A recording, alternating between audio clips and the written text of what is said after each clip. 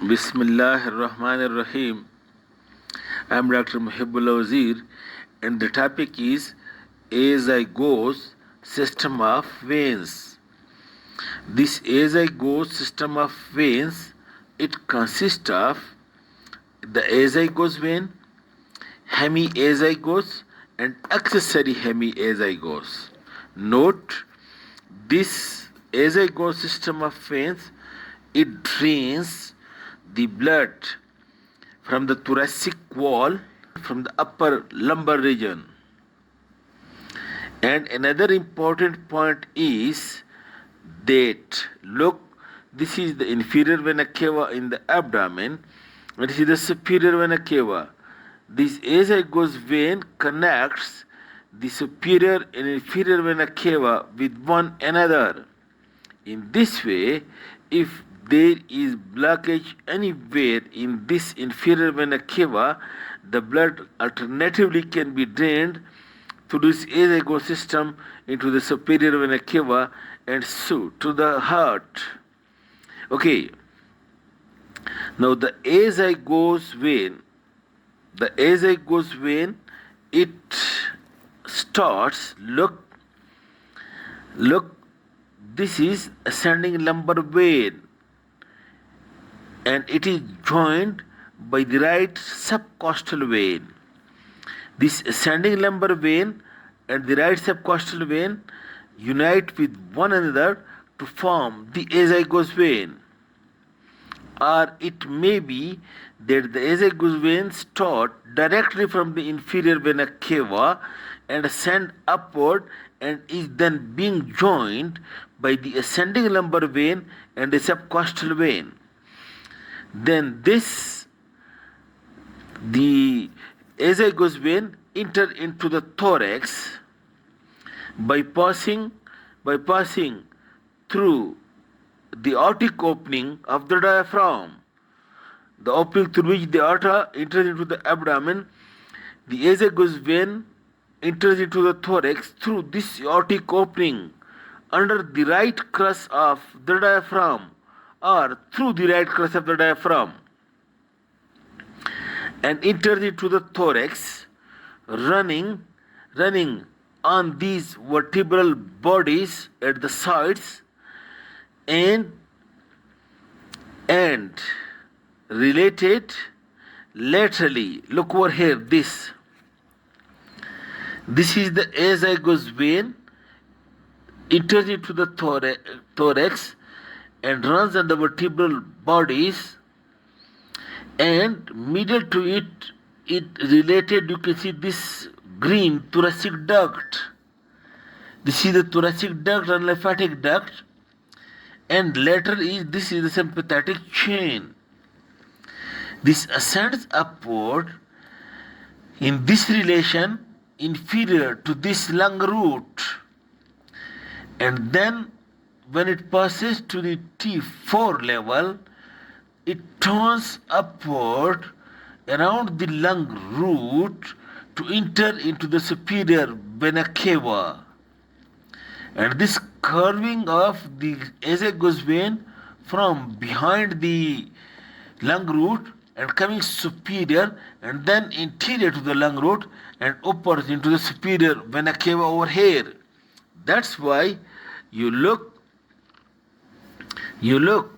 this is the right lung root, and this you can see, this is the impression over here, this is the superior vena cava, and this you can see, this is an impression for the azygose vein, and this azygose vein then turns superior to this lung root and enters into the superior vena cava, and it produces impression over here on the mediastinal surface of the right lung.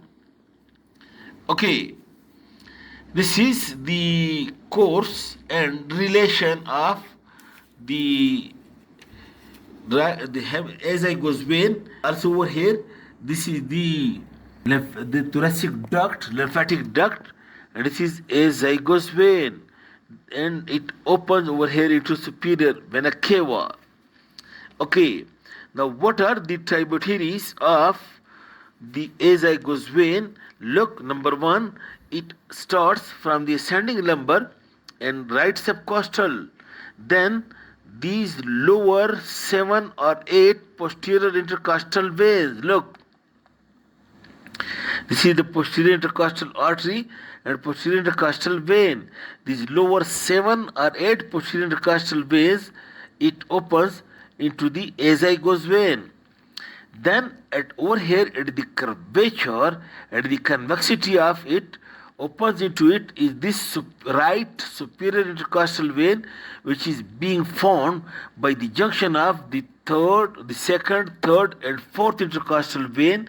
They combinedly form one vein, which is being called as right superior intercostal vein. It also opens into this azygose vein. Then you look over here just immediate to it, look, this is the esophagus. Look, this is the esophagus. That's why from this esophagus, esophageal veins also opens into it. And then over here lies the lung. That's why some of the bronchial veins, it also opens into this azygose vein. And over here is the pericardium and the mediastinum, and from this mediastinal and pericardial veins, it also opens into it. And note the point that on the left side,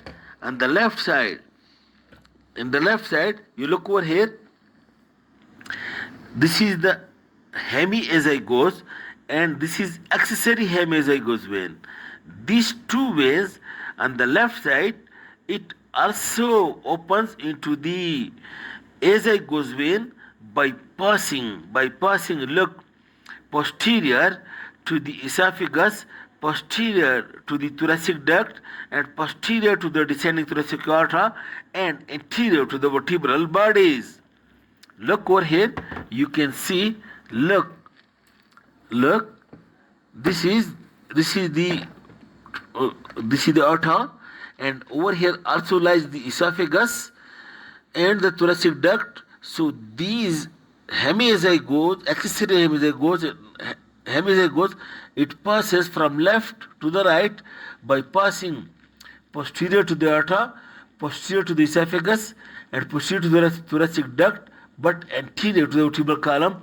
It also are the tributaries of the azygose vein.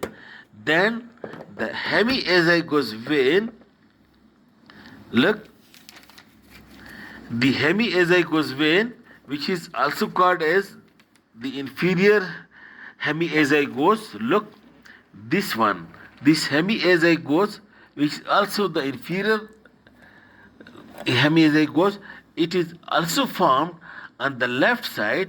By